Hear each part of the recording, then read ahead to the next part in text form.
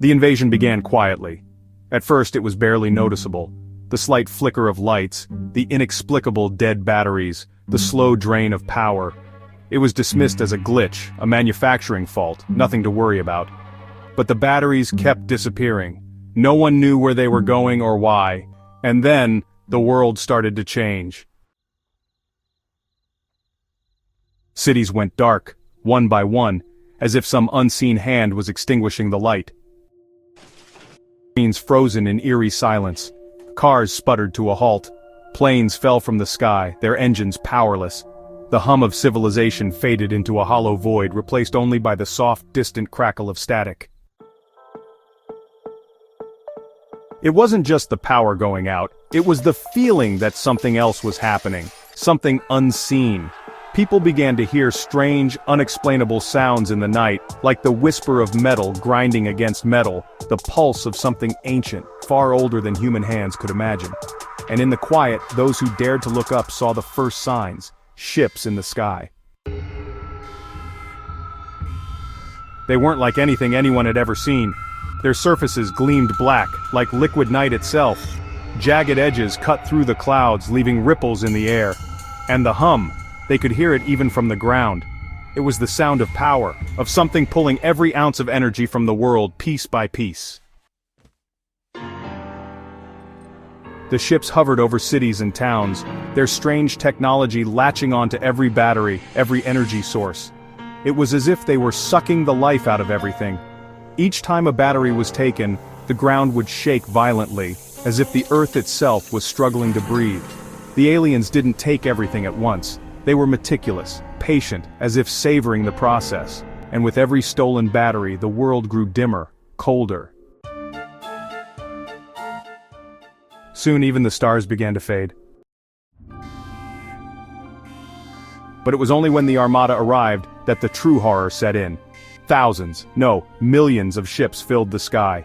The horizon was swallowed by an endless sea of dark vessels, each one massive and silent. A perfect black void in the sky, so vast that it blotted out the sun. They hovered above the cities, their fleet stretching beyond the eye could see, covering the globe like an invisible hand. There was no escape, no refuge, no hope. Each ship in the Armada was a machine of grotesque precision. They did not come to conquer, but to harvest. The aliens, being so advanced that their form was indistinct, hovered just outside human comprehension. They were not beings of flesh or blood but of energy, and the energy they sought was within every battery mankind had ever created. A mother, clutching her child, watched in horror as the ships descended. Their black silhouettes loomed overhead, blocking out the sun as they absorbed the power from everything in sight. Streetlights blinked out and power lines snapped as the earth itself groaned beneath the weight of their arrival. The sound, the hum of their technology, vibrated through her chest. It wasn't just noise, it was a signal, a death knell, and somewhere, deep within the heart of the fleet, there was a pulse, a rhythmic thumping that seemed to echo the very beat of the earth itself. She turned to run, but the world was already slipping away. It wasn't just the power that was drained, it was the life force itself, a force the aliens fed on. The batteries they stole weren't just energy. They were the lifeblood of the human race, a source of power they had learned to harness in ways no human could understand. And as they harvested, they twisted. By the time the invasion was in full swing, it became clear that the aliens didn't just want the batteries. They wanted to take the very essence of humanity. Each battery they took wasn't simply power, it was a life taken, an energy consumed. People began to feel their strength ebb away as though their very souls were being siphoned into the ships above. It wasn't just the dead they left in their wake, it was the living, hollowed out, emptied of everything that made them human. The world's last attempts to fight back were futile. The military launched everything they had, missiles, bombs, guns, but each weapon met its end in the unyielding black of the alien Armada.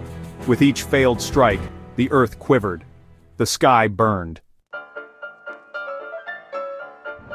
And then the final truth was revealed.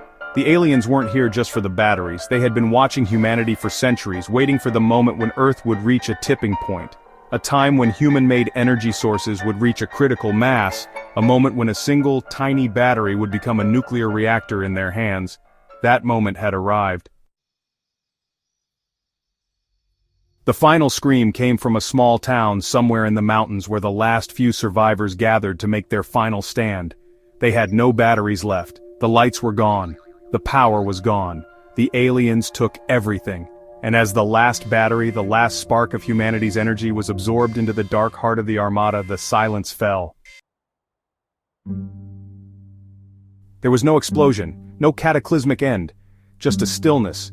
And in the distance, the ships of the invaders slowly ascended, vanishing into the cold, empty vastness of space.